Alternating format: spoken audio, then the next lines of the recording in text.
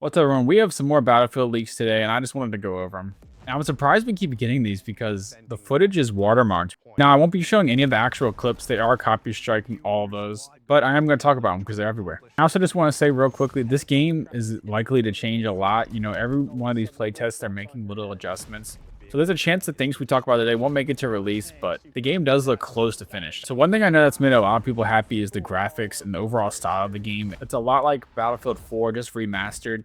I know a lot of people didn't like the way the graphics looked on 2042. So yeah, the realism and the graphics and just the style of this game, I think is very appealing compared to what we've been getting with other modern shooters, especially on console. So one of the first things I noticed from these clips is you can hang from vehicles. I saw it with tanks.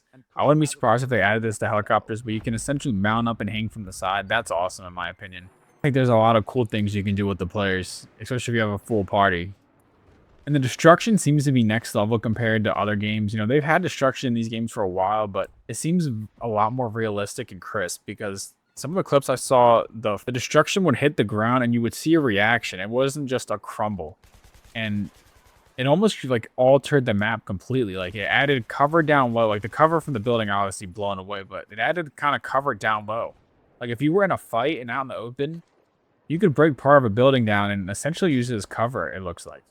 And that'd be crazy if you could like mount up to it, kind of like COD. So there seems to be some class changes. The medic and support seem to be combining in, and I also saw clips of the medics. You can drag the player you need to revive to cover, which I think is something I've always wanted in most games.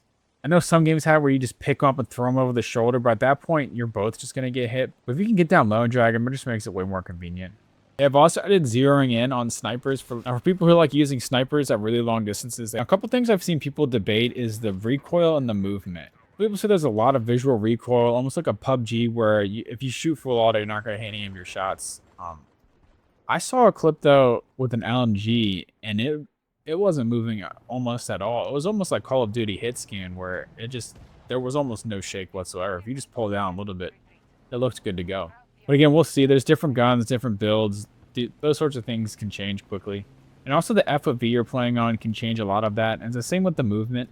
Like if you're used to playing an old school Battlefield on console, the FOV is going to be a lot more zoomed in, which makes the movement look slower. But if you're looking like at a modern zoomed out FOV, like on PC and I know console games are adding it now, but if it's zoomed out, the movement's going to look faster by itself just because of the POV. But with that said, the movement is something they are adjusting for this specific playtest coming up right here on the 21st. So we'll see what that is. Again, they're making adjustments on the fly with these playtests. That's the whole point of them. I think the direction of COD, whether you like it or not, some people don't like it, and the direction it went with the movement, I think, has some people worried. But I don't think they'll ever go as crazy as the Omni movement that you see on the current COD. But like mantling and being able to drop to the ground really fast, those are in the game, and I think that fits Battlefield. The best part about this Battlefield is just the overall design.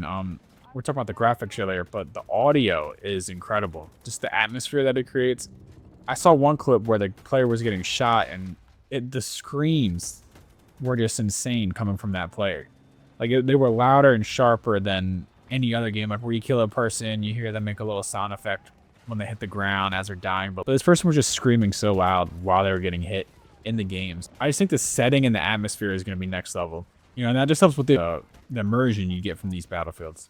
And real quickly, one other thing I noticed was they do have first-person takedowns and the dog tag snatching from Battlefield 3, it appears. I haven't seen clips of it, but I've seen people talk about it, which is just a really cool feature. I just figured I'd point that out.